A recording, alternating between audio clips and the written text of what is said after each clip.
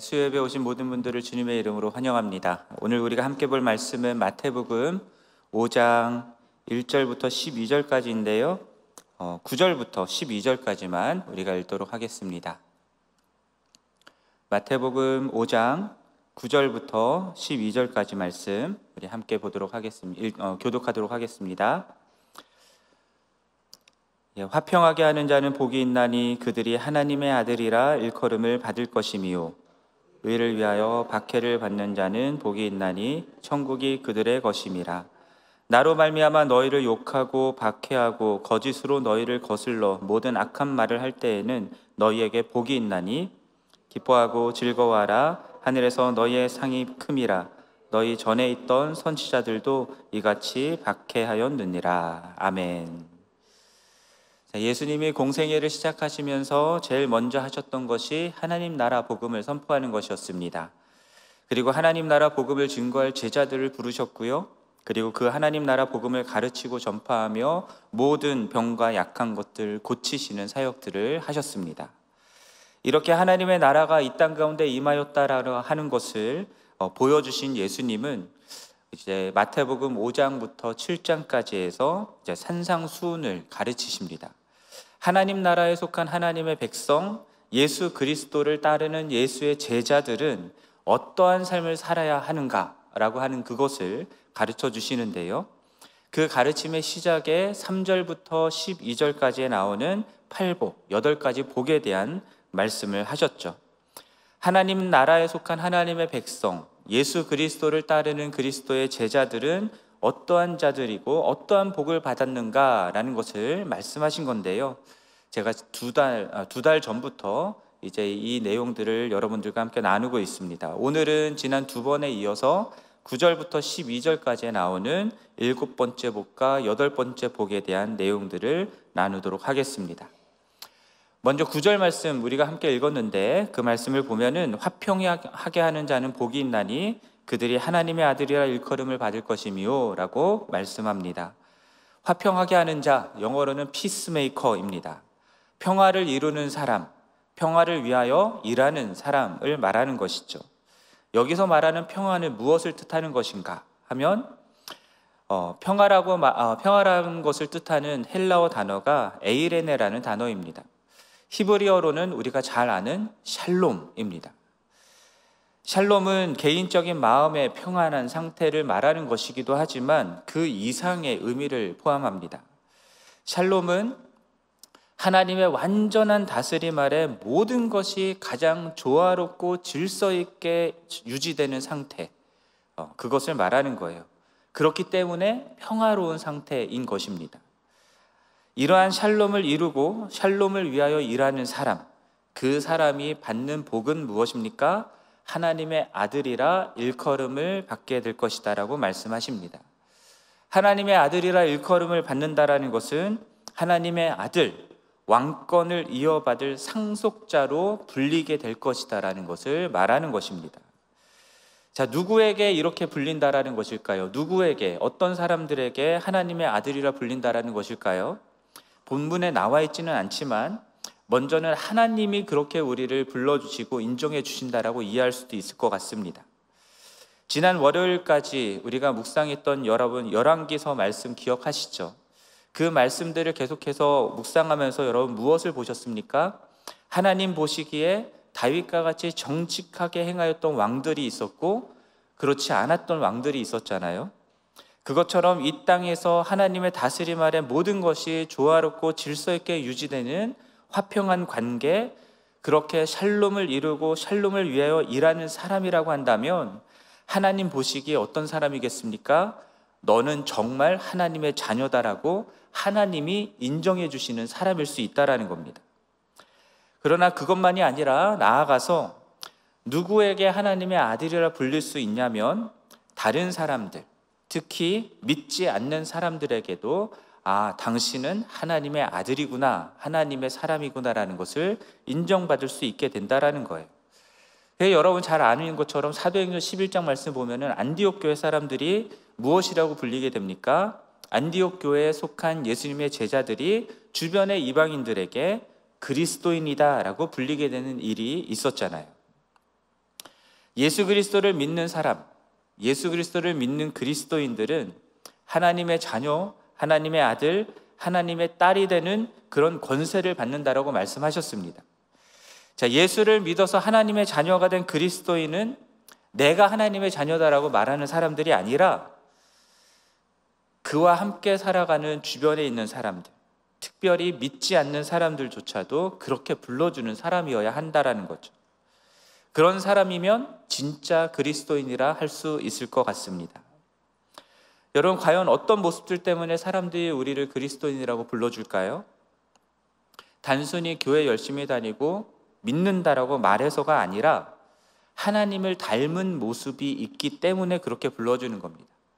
하나님을 닮은 모습을 볼 때에, 우리 안에서 그러한 모습들을 사람들이 볼 때에 아, 당신은 정말 하나님의 자녀이군요 라고 인정해 줄 수 있다는 거죠. 그러면 왜 화평케 하는 자가 하나님의 아들이라 일컬음을 받게 될까요? 왜냐하면 우리가 믿고 따르는 하나님, 예수님이 화평하게 하는 자이시기 때문입니다. 무엇보다 하나님은 당신의 다스림 아래서 모든 것들을 창조하셨죠. 모든 것들이 하나님의 창조된 목적에 따라서 서로 다르게 생겼지만 그 모든 것들이 서로 조화롭고 질서 있게 존재하도록 하나님은 창조하셨습니다. 모든 것이 뒤죽박죽으로 뒤섞여서 혼돈된 땅이었고요. 아무 의미 없이 공허한 땅이었고요. 한 치 앞도 보이지 않는 흑암 가운데 있던 땅이었습니다. 그 땅 가운데에 질서를 부여하시고 의미를 부여하시고 빛을 가져다 주신 분이 누구이십니까? 창조주 하나님이시다라는 겁니다. 이러한 창조를 통해서 이 혼돈과 공허와 어둠 가운데 있던 세상에 샬롬, 평화를 가져다 주신 분이 창조주 하나님이시다라는 거죠. 그러한 인간이 그 하나님께 반역함으로 하나님이 창조하셨던 조화로움, 질서, 그 모든 샬롬이 다 깨어져 버리게 됩니다. 창조주 하나님의 뜻 안에서 조화롭고 의미 있게 연결되어 있던 이 세상의 모든 관계들이 뒤틀리고 어그러지고 깨지게 된 것입니다. 하나님과 인간의 관계가 깨지게 됩니다. 그리고 다른 사람들과의 관계들이 깨지게 됩니다.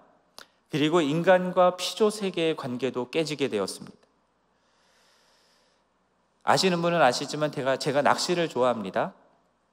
팬데믹 기간 동안에 취미로 삼은 게 낚시였는데요.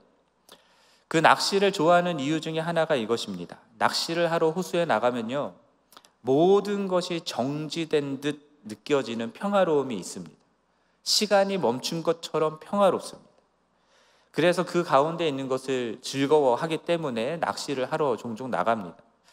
하지만 그러면서도 동시에 그 조화롭고 평화로운 상태 가운데 있는 그 호숫가를 자세하게 들여다보면 온갖 동식물들이 치열하게 생존을 위해 갈등과 다툼 가운데 살아가고 있는 것들을 발견하게 됩니다. 호숫가를 돌아다니다 보면요, 멀리서는 아름답게 보이던 숲이요, 가시덤불로 가득하다라는 것들을 보게 돼요. 그래서 돌아다니다 보면 막 여기저기 긁히게 되는 일들이 있습니다. 겉에서 멀리서 보면 평화롭게 보이고 화평한 것 같지만 여러분 가정을 보십시오. 화평합니까? 화평하면 좋죠. 감사한 일입니다. 그러나 그렇지 않은 가정들도 있습니다. 직장을 보십시오. 뉴스를 보십시오. 뉴스에 나오는 세상을 보십시오. 정말 평화롭습니까? 죽고 죽이는 폭력과 다툼과 전쟁이 만연한 세상입니다. 샬롬이 깨어진 세상이라는 사실을 부인할 수가 없습니다.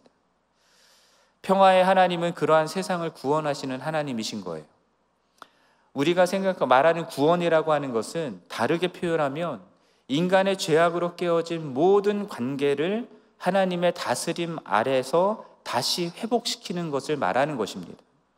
하나님의 다스림 아래에서 샬롬을 이루는 것이 구원입니다. 이것을 위해서 예수 그리스도께서 오신 것이죠. 무엇보다 예수 그리스도로 말미암는 구원은 예수 그리스도의 피값으로 말미암아 하나님과 원수되었던 우리와 하나님과의 관계를 회복시켰습니다. 하나님과 원수되었을 때에 그리스도의 죽음을 통해서 우리는 하나님과 화해하게 되었죠. 예수 그리스도로 말미암는 구원은 하나님과 우리와의 관계만을 회복시키는 것에서 멈추지 않습니다. 예수 그리스도의 피값으로 구원을 받아 하나님의 자녀가 되는 한량없는 은혜를 입었기 때문에 이 예수 그리스도 안에서 전에는 내가 상종하지도 않았던 사람들, 서로 대적하고 혐오하던 사람들, 심지어 성경에 나오는 표현대로 하면 유대인과 이방인들까지도 하나님과 화목하게 될 뿐만 아니라 서로 간에 화목하게 되는 일들이 일어난다라는 거예요. 서로 하나가 되게 하셨고 하나님이 거하는 성전 처소로 함께 지어져 가게 하셨다라는 것이 에베소서의 말씀입니다. 뿐만 아니라 더 나아가서 예수 그리스도 안에서 썩어짐, 곧 죽음의 종로를 타던 이 세상의 모든 피조물들까지도 해방되어서 하나님의 자녀들의 영광의 자유에 이르게 하셨다라고 하는 로마서 말씀이 있잖아요. 이와 같은 예수 그리스도를 통해서 이 세상의 모든 깨어진 관계들을 화평하게 하시는 하나님의 구원의 목적을 에베소서 1장 10절에서는 이렇게 말하는 겁니다. 하늘에 있는 것이나 땅에 있는 것이나 다 그리스도 안에서 어떻게 됩니까? 통일되게 하려 하심이라. 무슨 말이냐면 하늘과 땅에 있는 모든 것들이 다 그리스도 안에서 화목하게 하나가 되게 하시기 위해서 예수 그리스도께서 이 땅에 오셨다라는 겁니다. 그리고 그분이 십자가를 지시고 부활하셨다라는 거예요. 그렇기 때문에 예수 그리스도를 믿어서 하나님의 자녀가 된 그리스도인들은 그냥 교회 다니는 사람이 아니라, 그냥 믿는다라고 말하는 사람만이 아니라 하나님께서 예수 그리스도를 통하여 이루고자 하셨던 뜻, 만유의 통일, 만유의 하나됨, 화평을 이루는 자들로 부르심을 받았다라는 것이 성경이 우리에게 말씀하시는 말씀입니다. 그것을 위해서 예수 그리스도께서 그러하셨던 것처럼 죄로 깨어진 세상, 악독과 시기와 질투와 분냄과 다툼과 당진 든 것과 분열, 탐욕, 비방, 희롱의 말, 원수 맺는 것, 이 모든 것들 가운데 들어가서 화평하게 하는 자로 살아가라고 우리를 부르셨다라는 거예요. 하나님이 예수 그리스도를 통하여서 화평하게 하셨던 그대로 주님이 다시 오셔서 만유를 온전하게 화평케 하고 화목하게 하고 통일되게 하시는, 하나게 되게 하실 그때까지 이 깨어진 세상 가운데 살아가면서 우리는 화평하게 하는 자로 살아가야 된다라는 거고, 그렇게 살아가는 사람들이 무엇이라 일컬음을 받게 됩니까? 하나님의 아들이라, 하나님의 상속자라 일컬음을 받게 될 것이다라고 말씀하시는 거예요. 안타까운 일이지만 역사적으로도, 그리고 오늘날 우리가 보아도 교회가, 그리스도인들이 세상의 평화를 깨트리는 자로 나타날 때가 많았다라는 사실을 부인할 수가 없습니다. 기독교의 가치를 지키기 위해서, 기독교적 세상을 이루기 위해서, 기독교 나라를 만들기 위해서 거짓을 사용하고 폭력을 사용해서라도 어떻게든 기독교의 적대적인 것들을 제거하려 했던 것이, 그것이 기독교의 역사적인 모습 속에 있는 것입니다. 기독교적 가치를 이루기 위해서라고 말을 하지만, 그러나 평화, 화목, 화해, 연합을 이루는 것이 아니라 오히려 배제하고 혐오하고 죽고 죽이는 일들을 기독교라는 이름으로 너무 많이 저질렀던 것이죠. 제가 이번에 다녀왔던 북미 원주민들도 마찬가지입니다. 그들에게 복음을 가지고 들어갔던 선교사들과 백인들이 그들을 죽고 죽인 그러한 일들을 저질렀기 때문에 그들은 복음을 거부하고 있는 것이죠. 내가 진리이기 때문에 다른 사람들은 비진리이고, 비진리는 죽여 없애도 괜찮다, 그래도 마땅하다라고 하는 생각들을 갖는 겁니다. 그래서 여러분, 종교 전쟁이 그렇게 잔인한 겁니다. 하나님의 뜻이라는 정당성을 가지고 있기 때문에 아무리 악한 모습으로 상대를 제거해도 우리는 의롭다라고 스스로 생각하게 되는 거예요. 교회가 깨어지고 갈라지는 것도 마찬가지죠. 분명 깨어져서 갈라졌으면 둘 중에 하나는 잘못된 것일 텐데 서로가 옳다라고 얘기하고 서로가 하나님 편에 서 있다라고 주장을 하잖아요. 그러나 그러한 방식의 종교적인 모습들은 절대로 하나님의 방식이 될 수가 없습니다. 그러한 방식으로 절대로 평화의 하나님의 나라가 이루어지지 않습니다. 왜냐하면 우리 주님은 말씀드렸던 것처럼 평화의 하나님이시기 때문이고 평화의 왕이시기 때문입니다. 그렇기 때문에 예수님은 군사적인 힘을 이용한 메시아로서가 아니라 자신을 못 박는 이들의 손에 힘없이 죽는 메시아로 이 땅에 오셨습니다. 칼을 써서 12영이나 더 되는 천사들을 보내어서 자신을 잡으려는 사람들을 싹 다 쓸어버릴 수도 있었지만 도살장에 끌려가는 양처럼 묵묵히 십자가의 길을 가신 분이 우리 예수님입니다. 상대를 죽여서 내가 믿는 진리를 지키는 게 아니라 내가 죽어서 상대를 살리는 것이 예수님이 보여주신 하나님 나라의 원리입니다. 그것이 예수 그리스도가 이 땅 가운데 이루고자 하신 성육신과 십자가의 하나님 나라의 원리였던 것이죠. 이러한 예수를 믿고 이러한 예수의 복음을 전하고 이러한 예수의 나라를 이룬다라고 하면서 내가 가진 힘으로 상대방을 굴복시키고 폭력을 행하고 반목하고 갈등하고 분열을 조장한다라는 것, 그것은 절대로 있을 수가 없는 일입니다. 절대로 예수님의 편에 서 있는 사람들의 모습이 아닌 거예요.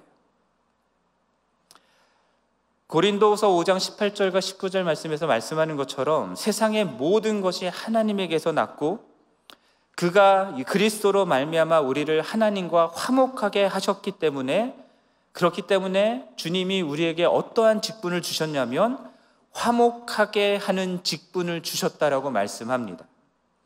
그리스도 안에서 세상의 죄를 그들에게 돌리지 않고 오히려 세상을 하나님과 화목하게 하기 위해서, 세상을 위해서 십자가 지는 삶을 살아가라고 우리를 부르신 것이죠. 그리고 그러한 우리에게 화목의 말씀을 주셨다라고 말씀합니다. 그래서 이 화목의 말씀으로, 복음으로 세상과 하나님 사이를 화목하게 하는 자들이 되라고, 이 세상 가운데 서로 갈등하고 분열하는 그 사람들을 서로 화목하게 하는 사람들이 되라고 화목하게 하는 직분을 우리에게 주셨다라고 말씀하고 있는 거예요. 우리가 전하는 예수 그리스도의 복음도, 우리가 받은 직분도 모두 다 하나님의 다스림을 떠나 깨어진 이 세상의 모든 관계들을 주님 안에서 회복시키는 것인데, 그런 복음을 믿는다라고 하고 그런 직분을 받았다라고 하는 그리스도인들의 교회가 서로 싸우고 갈라지고 깨어지는 그 모습 자체보다 더 적그리스도적인 것은 없는 겁니다. 더 비복음적인 것은 없는 거예요. 그리스도인은, 교회는 이 세상에서 하나님의 샬롬을 회복하라고 그러한 사람으로 부르심을 받은 겁니다. 화평하게 하는 자로 부르심을 받은 것입니다. 이 부름에 합당하게 화평하게 하는 자로 살아가는 자들이 하나님을 닮은 예수 그리스도를 따르는 하나님의 자녀, 하나님의 아들이라 일컬음을 받게 될 것입니다. 이제 팔복의 마지막인 10절 말씀을 우리가 살펴보겠습니다. 10절 말씀을 보면은 의를 위하여 박해를 받은 자는 복이 있나니 천국이 그들의 것임이라 라고 말씀합니다. 의를 위하여 박해를 받는 자는 어떤 복이 있습니까? 천국, 곧 하나님 나라를 받는 복을 받습니다. 심령이 가난한 자와 받는, 3절에서 나오는 심령이 가난한 자와 받는 복이 같습니다. 예수님은 팔복의 시작과 끝을 이처럼 같이 해서 마치고 있는 것을 보게 됩니다. 앞서 살펴보았던 것처럼 화평하게 하는 일, 이 화평하게 하는 일이요, 이 의와 연결이 되어 있습니다. 유대 세계에서는 화평과 의가 하나로 묶여 있는 개념이었습니다. 그래서 여러분들 성경을 보시면 성경 구절 속에요, 의와 평화, 화평이라고 하는 단어가 함께 묶어서 나오는 구절들이 많이 있습니다. 시편에도 나오는데요. 이런 말씀들이 있습니다. 시편 85절 10절 5편 10절 말씀을 보면은 인애와 진리가 같이 만나고 의와 화평이 서로 입맞추었다라는 말씀이 있죠. 그리고 이 의와 평화는요, 하나님 나라에서 하나님이 다스리는 통치의 수단과 특징으로 성경에 나옵니다. 그래서 이사야서 9장 7절 말씀을 보면은 그 정사와 평강의 더함이 무궁하며 다윗의 왕자와 그의 나라를 굳게 세우고 지금 이후로 영원히 정의와 공의로 그것을 보존하실 것이다 라는 말씀이 있습니다. 만군의 하나님의 열심이 이 평강을 더하는 것과 정의와 공의를 이루는 것, 그것을 행할 것이다 라고 하는 말씀이 있습니다. 의와 평화가 짝을 이루는 이유를 이사야서 32장 17절에서 잘 표현하고 있는데요. 이사야서 32장 17절 말씀 보면은 공의의 열매는 화평이다. 공의의 결과는 영원한 평안과 안전이다 라고 말씀하고 있습니다. 그러니까 무엇입니까? 의가 이루어지면 평화가 이루어지는 겁니다. 여기서 말하는 의가 무엇일까요? 구약 성경에서 말하고 있는 의라고 하는 것은 곧 하나님의 뜻, 하나님의 말씀을 순종하는 것을 말하는 겁니다.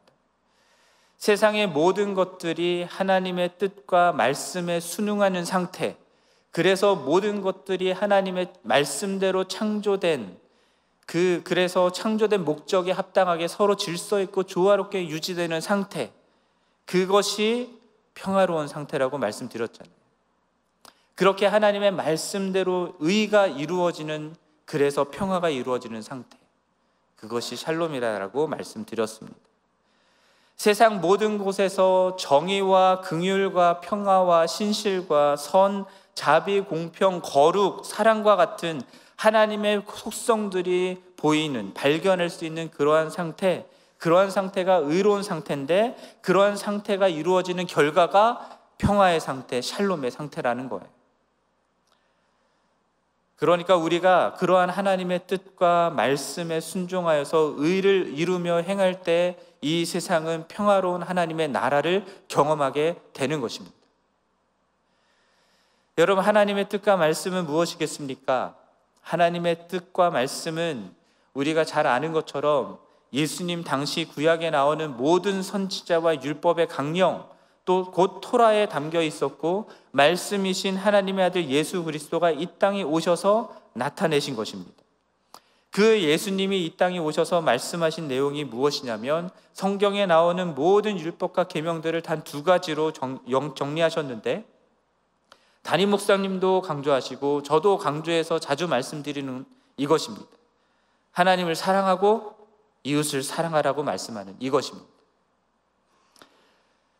그러니까 우리가 하나님을 사랑하고 이웃을 사랑하라고 하는 하나님의 말씀에 순종할 때, 그 뜻에 순종할 때 우리는 하나님의 의를 행하고 이루는 것이 되는 것이고요. 그렇게 의를 이루고 행할 때 이 땅 가운데 하나님의 샬롬 평화를 이루는 것이 되는 것입니다. 특강 예레미야라는 책에서 하나님의 정의와 공의를 이렇게 표현합니다. 이웃과 마음을 같이 하며 자신에게 대하듯 이웃을 대하는 올바른 관계, 그리고 외모나 뇌물에 휘둘리지 않고 올바르게 내리는 판결과 연관되는 개념이다. 따라서 정의와 공의는 하나님을 경외하는 백성이 어떻게 이웃과 정의롭고 바른 관계를 맺어야 하는지를 규정하고, 특별히 가난한 이웃, 고아와 과부와 나그네들을 향한 올바른 이웃사랑을 명령하는 것이다. 하나님을 사랑하기 때문에 이웃을 사랑하는 것이고, 이웃을 사랑하기 때문에 이웃과의 올바른 관계를 맺는 것, 그것이 정의를, 공의를 이루는 것이다라고 말씀하고 있는 거예요. 인간이 하나님의 뜻과 말씀에 불순종하고 스스로 하나님과 같이 되어서 자기 소견에 옳은 대로 행하는 이 세상은 하나님의 의가 행해지지 않는 불의한 세상입니다. 불의한 세상에서 일어나는 일들이 무엇입니까? 힘과 권력과 부에 의해서 부조리한 일들이 생기고 불공평한 대우를 받는 사람들이 생기고 부당한 일들이 만연한 세상이 되는 거잖아요. 그렇게 이웃과의 관계들이 정의롭지 못하고 올바르지 못한 관계들이 이루어지는 것이 불의한 이 세상의 모습입니다. 특히나 구약 성경에서 말하고 있는 고아와 과부, 나그네, 가난한 자들과 같은 사회적인 약자들에게는 더더욱 더 불의한 세상인 것이죠. 그들은 온갖 종류의 갑질을 당하거나 차별을 당하거나 폭력을 당하는 그러한 억울한 일들을 당하면서도 공정하게 심판을 받지 못하는 일들이 많이 있습니다. 하나님은 그러한 세상 속에서 하나님의 뜻과 말씀을 따라서 하나님을 사랑하고 이웃을 사랑하여 의를 행하고 그렇게 샬롬 곧 평화가 이루어지는 세상을 이루라고 하나님의 백성, 예수님의 제자들을 부르셨다라는 겁니다. 정의와 평화의 하나님 나라를 이 세상 가운데 이루고자 저와 여러분 하나님의 자녀요 백성으로 부르셨다라는 거예요. 그러므로 예수를 믿는다라고 하는 것은 여러분 예수 믿고 천국 간다에 초점이 맞춰져 있는 게 아니라 이 땅 가운데에서 하나님을 사랑하고 그래서 이웃을 사랑함으로 하나님의 정의를 행하여 평화의 하나님의 나라를 이 땅 가운데 이루는 것에 초점이 맞춰져 있어야 된다는 겁니다. 예수 그리스도께서 이 땅에 오셨을 때 하나님의 나라가 임했다라고 말씀하셨잖아요. 예수 그리스도께서 이 땅에 오신 목적이 그의 십자가와 부활을 통하여서 이 세상에 의와 평화의 하나님의 나라를 회복하고자 하신 것이고 그 사명을 예수 그리스도를 믿음으로 구원받은 하나님의 백성, 제자, 그리스도인들에게 맡기신 것입니다. 예수께서 맡기신 이 사명을 위해서 이 세상에서 의를 행하며 살아가는 이웃과의 관계들을 회복하고 그렇게 올바른 관계를 맺기 위해서 노력하는 사람들, 그러한 그리스도인들이 받는 것이 있습니다. 그것이 무엇이냐면 오늘 본문 속에서 박해를 받는다라고 말씀합니다. 복을 받는다라고 말씀하시는데 복의 내용 속에 박해를 받는 것이 있습니다. 마가복음 10장에서도 예수 그리스도와 복음을 위하여서 집이나 형제나 자매나 어머니나 아버지나 자식이나 전토를 벌인 자는 현세에 있어 100배나 받게 될 것이다 말씀하시면 동시에 뭐라고 말씀하시냐면 박해를 겸하여 받는다라고 말씀하십니다. 로마서 8장 17절에서도 하나님의 상속자인 우리가 예수 그리스도와 함께 영광을 받기 위하여 무엇을 함께 받게 됩니까? 고난도 함께 받아야 할 것이다라고 말씀하십니다. 예수 믿고 천국에 가고 좋은 일들만 있으면 참 좋겠지만 성경은 하나님의 말씀은 이 세상 가운데 그렇지 않을 것이다라고 말씀하고 있는 거예요. 예수를 제대로 믿으면 그래서 이 세상 가운데 의를 이루고 평화를 이루는 삶을 살아가면 그러면 이 세상 가운데에서 박해를 받게 될 것이다라고 말씀하십니다. 여러분 박해를 받는 이유가 무엇이겠습니까? 우리들이 더 이상 이 세상에 속한 자들이 아니기 때문입니다. 세상이 아닌 예수 그리스도를 주로 모시고 살아가는 자들이 되었기 때문입니다. 이 세상에서 예수 그리스도를 주인으로 모시고 살아간다고 하는 것은 우리의 의도와는 상관없이 세상의 가치와 논리와 질서에 대항하고 반하는 것들이 있을 수밖에 없습니다. 하나님 나라의 가치와 질서와 원리는 이 세상의 나라의 것들과 정반대되는 것들이 있기 때문이죠. 부당하고 불공평하고 불의한 세상에서 하나님의 뜻과 말씀을 따라 하나님을 사랑하고 이웃을 사랑하며 의를 행하는 것, 그것이 마냥 좋은 일이라고 생각되지만 세상의 신이 아닌 하나님을 주인으로 삼고 하나님의 뜻을 이루기 위해서 이 세상 가운데 그렇게 살아가는 사람들을 세상은 좋아하지 않는다라는 거예요. 고아와 과부와 나그네 가난한 자들과 같은 이들을 사랑하는 것, 그것은 그들을 해함으로 이득을 누리는 이 세상의 죄와 거짓과 잘못된 것들을 드러내는 일이 될 수 있고요. 그들이 불의한 이 세상 가운데 누리고 있는 기득권들과 질서들을 위협하고 무너뜨리는 일들이 될 수 있다는 겁니다. 그래서 바울이 귀신 들린 아이 여종에게서 귀신을 쫓아낼 때에 귀신 들린 자에게 귀신이 쫓아나가면 좋아해야 되잖아요. 근데 사람들이 좋아하지 않아요. 왜냐하면 귀신 들린 여종을 통해서 얻고 있었던 이득이 있었기 때문에. 오히려 바울과 그의 일행들을 핍박하는 일들이 일어나는 것입니다. 그래서 그들이 가지고 있는 세상의 힘과 권력을 위해서 권력을 가지고 그리스도인들을, 하나님의 뜻대로 의를 이루고자 살아가고자 하는 그리스도인들을 박해를 하는 거예요. 죽임을 당하게 되기도 하고요. 12절 말씀을 보면은 구약의 선지자들 이야기가 나오죠. 당시의 국가와 종교 권력에 반하는 하나님의 말씀을 전했던 선지자들은 죽임을 당하고 박해를 당했던 것입니다. 예수님이 십자가에 못 박혀 죽임을 당한 것도 세상 나라가 아닌 하나님 나라를 나타내므로 이 세상에서 종교 지도자로, 세상의 권력자로 이득을 보고 살아가던 사람들에게 위협이 되는 존재였기 때문에, 그랬기 때문에 그들이 그토록 예수를 죽이고자 했던 것이었습니다. 초대교회가 유대교와 로마의 핍박을 받았던 것도 마찬가지고요. 사도행전 4장에서 공회가 사도들에게 예수의 복음을 전하지 못하게 했던 것은 그 복음이 자신들의 세상, 자신들의 나라를 무너뜨리는 하나님의 나라를 전하는 것이었기 때문인 것이죠. 종교개혁자들이 이 땅 가운데에서 핍박을 받았던 것도 마찬가지입니다. 그래서 성경은요, 박해는 주님을 위하여 살아가는, 이 땅 가운데 하나님 나라의 의를 이루고 살아가고자 하는 그리스도인들에게는 당연한 것이다라고 말씀합니다. 하나님의 의를 위해서 제대로 살고 있다라는 것을 보여주고 증명하는 하나의 증거일 수 있다라고 말하는 거예요. 11절에 나오는 예수님으로 말미암아, 예수님 때문에 욕먹고 박해를 당하고 거짓 모함을 당하는 등의 일을 경험하는 것은 그저 예수를 믿는다라고 말하는 사람들에게 일어나는 일이 아닙니다. 그냥 교회 다니는 사람들에게 일어나는 일이 아닙니다.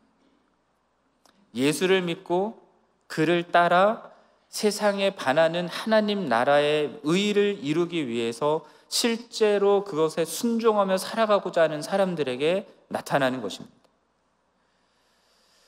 물론 우리가 살고 있는 이 미국이란 땅은 종교의 자유가 보장되어 있기 때문에, 그렇기 때문에 예수를 믿는다라는 것 자체로 우리가 박해를 받을 일은 없습니다. 복음을 전한다고 해서 박해를 받을 일도 없습니다. 그래서 우리들은요, 너무 편하게 신앙생활할 수 있습니다. 저도 편하게 신앙생활하는 것이 인간적으로 좋습니다. 그런데 마음 한편에서는 굉장히 불편합니다. 그냥 이렇게 편하게 신앙생활하는 것이 굉장히 불편해져요. 왜냐하면 내가 의를 위하여 아무것도 안 하고 있다라는 생각 때문입니다. 그래서 박해를 받고 있지 않는 것은 아닐까라고 하는 생각을 하게 되기 때문입니다. 예배에 빠지지 않고 말씀 읽고 기도하고 봉사하는 등의 신앙생활만 한다면 박해받을 일이 없겠죠. 박해 안 받습니다, 그걸로. 그러나 구약의 선지자들처럼, 예수님처럼 교회 안에서든 밖에서든 하나님의 뜻과 말씀에 어긋나고 맞지 않는 것에 대해서 입바른 소리를 하고 하나님의 뜻과 말씀을 따라 우리를 둘러싸고 있는 사회적이고 종교적이고 정치적인 질서와 구조에 항거하게 될 때, 대항하게 될 때 핍박을 받게 될 것입니다. 그렇게 그 질서와 구조에 바라는 하나님 사랑과 이웃 사랑을 우리들이 실천하게 되면 우리가 의도하거든 의도하지 않건 이 세상의 가치와 부딪히는 지점이 있기 때문에 박해를 얼마든지 당할 수 있다라는 거예요. 박해라는 이름을 붙이지 않는다 하더라도 어떠한 대가든 지불을 해야 되는 일들이 일어날 수밖에 없습니다. 제가 박해를 여러분이 받아야만 한다라고 말하는 게 아니고 박해를 받기 위해서 우리가 이 일들을 행해야 된다라고 말하는 것도 아닙니다. 그러나 예수님을 따라서, 예수님의 뜻과 말씀을 따라서 이 세상에서 그것에 어긋나는 것들을 거부하면서 부조리와 부당함과 불의함을 당하는 사람들을 위해서, 그들을 사랑하기 위해서 살아간다면, 그들이 당하고 있는 부조리와 부당함과 불의함에 조용하지 않고 모른 척하지 않고 그들의 편에 서서 목소리를 내고 이웃사랑을 실천하기 위해서 이 세상 가치에 양보하지 않고 타협하지 않고 그러한 사람들과 우리가 함께 한다면 우리는 예수를 믿기 때문에 치러야 할 대가를 지불할 수밖에 없다라는 거예요. 말씀드렸던 것처럼 제가 요즘에 그렇지 못한 신앙생활을 하고 있는 것 같아서 개인적으로 굉장히 부끄럽습니다. 오늘 본문을 가지고 설교를 준비함에 있어서도 마찬가지입니다. 설교를 준비하면서 아무리 생각을 해도 요즘에 제가 제 삶 가운데 예수를 믿는 것 때문에 박해를 받는다라고 말할 수 있을 만한 것이 별로 없어요. 박해하는 거리가 먼 신앙생활을 하고 있는 것 같습니다. 사역하느라 바쁘고 피곤한 건 있습니다. 그러나 그것이 예수의 이름을 위해서 받는 대가는 아니라고 생각합니다. 왜냐하면 세상 사람들, 예수 믿지 않는 세상 사람들도요, 밤낮으로 일하느라 야근하느라 얼마나 바쁘게 사는데요. 그건 그저 바쁘게 사는 거고 저는 박해를 받고 있는 게 아닌 거죠. 세상은 그렇게 제가 바쁘게 사역하고 있는데 세상은 저에 대해서 박해를 가하고 있지 않아요. 그래서 불편해집니다. 오히려 북한의 지하교회 성도들처럼 핍박 가운데 박해 가운데 신앙생활을 하는 그런 것도 아닌데 편하게 신앙생활하고 있다라고 하는데 오히려 더 순전한 믿음을 지키지 못하고 세상과 타협하고 나태하고 세상과 혼합된 그러한 신앙생활을 하고 있는 모습들을 보면서 부끄러워지는 거예요. 여러분, 우리 모두가 예수를 따르는 제자로서 제대로 살지 못해서 욕먹는 게 아니라 정말 제대로 예수님을 따르고 살기 때문에 세상의 미움을 받고 박해를 받는 사람들이 되었으면 좋겠습니다. 아멘이십니까? 아멘 하신 분들은 제정신이 아닌 겁니다. 정상이 아니십니다, 여러분. 어떻게 그것에 아멘을 하십니까?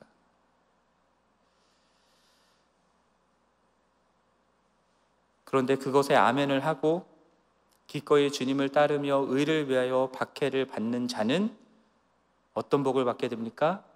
천국이 그들의 것입니다.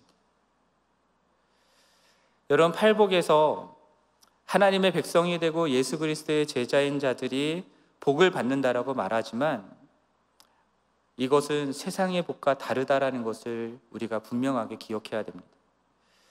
예수 그리스도를 믿어서 하나님의 백성이 되고 예수 그리스도의 제자가 되어서 주님의 뜻대로 살아가는 자들은 천국을 소유하고 위로를 받게 되고 땅을 기업으로 받게 되고 배도 부르고 긍휼히 여김을 받게 되고 하나님을 보게 되고 하나님의 아들이라 일컬음을 받게 되고 하는 이러한 복을 받게 된 복이 있다라고 팔복에서 이야기를 하지만 이 팔복의 결론적으로 볼 때에 11절과 12절 말씀에서 말씀하는 것처럼 이 세상에서 욕먹고 박해를 당하고 거짓 모함을 당하는 일들을 당하게 될 것이다 라는 거예요. 예수님의 제자들은 예수님을 따르면 이 세상에서 박해를 받는다, 욕먹는다, 거짓 모함을 당한다, 이것이 팔복의 결론인 셈입니다. 그런데 여기에 아멘을 하시다니 여러분, 제정신이 아닌 겁니다. 그런데 우리가 이것에 아멘을 할 수 있는 이유가 있죠. 왜냐하면 예수 때문에 주님의 말씀에 순종하며 그 뜻을 이루기 위해 욕을 먹고 박해를 당하고 거짓 모함을 당하고 악한 말을 듣는 사람들은 무엇을 받게 됩니까? 하늘에서 상이 크다라고 말씀하세요. 그러니까 어떻게 해야 됩니까? 이 세상 가운데에서 기뻐하고 즐거워하라 라고 말씀하고 있는 겁니다. 의를 위해서 예수 때문에 박해를 당하는 일이 결코 즐겁고 기쁜 일은 아닙니다만, 오히려 어렵고 고통스럽기 때문에 울어야 할 일이지만, 그럼에도 불구하고 기뻐하고 즐거워하라고 말씀하는 것은, 그것은 우리들의 그러한 삶을 통해서 우리들이 그토록 바라고 원했던 의와 평화의 하나님의 나라가 이루어지기 때문입니다. 천국에 가는 것은 당연히 보장된 거고요. 하나님의 나라의 상속자이기 때문에 천국에 가는 것은 당연히 보장된 거고요. 그것을 얘기하는 게 아니라 지금 내가 살아가고 있는 이 삶의 순간, 우리들의 삶의 현장 가운데 임하는 놀라운 하나님 나라, 하나님의 임재, 하나님의 다스림을 더 깊이, 더 풍성히 경험하여 알게 되는 은혜를 받게 되기 때문에 박해 가운데에서도 기뻐하고 즐거워하라고 말씀하고 있는 거예요. 이런 박해를 당하면 어떻게 되겠습니까? 다 잃게 되죠. 박해를 당하면 예수를 믿는 것 외에는 다 빼앗기고 잃게 될 수밖에 없습니다. 그렇게 되었을 때에 우리의 심령은 어떠할까요? 가난하겠죠. 가난하기 때문에 하나님밖에는 의지하지 못하는 상태가 되겠죠. 하나님의 나라만을 바라보는 상태가 되겠죠. 그렇기 때문에 오히려 예수로 말미암는 하나님의 통치와 임재를 박해를 받을 때에 더욱 실제적으로 경험하고 누릴 수 있다라고 말하는 거예요. 사도행전 7장 말씀에서 스데반이 그랬습니다. 순교당할 때에 그때 스데반이 무엇을 경험하게 됩니까? 하나님의 영광과 예수께서 하나님 우편에 계신 그것을 보게 되는 영광을 누리게 되잖아요. 우리가 상상할 수 없는 하나님의 순전한 다스림과 영광의 임재를 경험하게 된 것입니다. 그렇기 때문에 그들에게 상이 크다라고 말씀하는 것일 수 있을 것 같아요. 그렇기 때문에 그들이 박해 가운데서도 기뻐하고 즐거워해야 된다라고 말씀하시는 것이라 생각합니다. 여러분, 우리 주님은 우리가 의를 위해서 예수 때문에 박해를 받고 하는 그 모든 것들을 반드시 알아주시고 갚아주실 것입니다.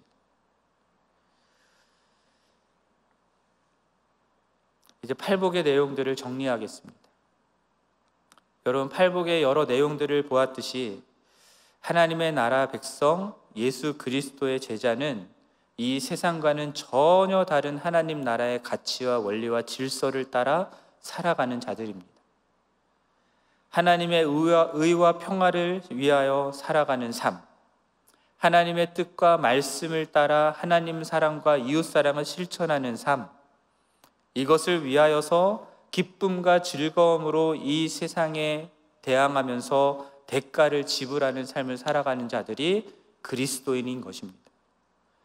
그리고 그러한 그리스도인들이 받는 복이 오늘 본문 속에 나오는 팔복의 복입니다. 하나님 나라의 백성이기 때문에, 예수의 제자이기 때문에 의를 위하여서, 주님과 주님 나라를 위하여서 박해를 받는 자들의 이러한 복을 여러분 이 땅에서부터 충만히 누리는 자들이 되기를 간절히 바랍니다. 하나님의 다스림을 떠나 깨어진 모든 관계들, 불의한 이 세상 가운데에서 의를 행함으로, 올바른 이웃과의 관계들을 회복하는 일들을 행함으로 하나님의 화평을 이루는 자들로 살아가시기를 간절히 바랍니다. 그렇게 살면 무엇을 받게 된다고요? 박해를 받을 수 있습니다. 그래서 두려울 수도 있습니다. 그러나 여러분, 우리가 함께 그 일들을 해나가고 있기 때문에 기꺼이 그 일들을 감당할 수 있지 않을까 생각합니다. 오히려 그렇게 의를 위하여 받는 박해를 경험하는 우리 공동체에, 우리 교회 위에 하나님의 임재와 하나님의 다스림, 하나님의 인정과 하나님의 위로와 격려가 얼마나 놀랍게 임할지를 기대하면서 우리가 정말 그러한 삶을 살아가는 그러한 우리가 됐으면 좋겠습니다. 그러한 저와 여러분, 우리 교회를 통해서 이 세상의 복을 쫓아 부패하고 타락해가는 이 시대를 거슬러서 오히려 하나님 나라의 복이 무엇인지를 이 세상 많은 사람들에게 나타내고 알리는 우리 모두가 됐으면 좋겠습니다. 그렇게 함으로써 이 세상 가운데에 진정한 하나님의 나라를 이루어가는 그러한 복받은 우리 모든 지구촌교회 성도들이 되기를 주님의 이름으로 간절히 축원합니다.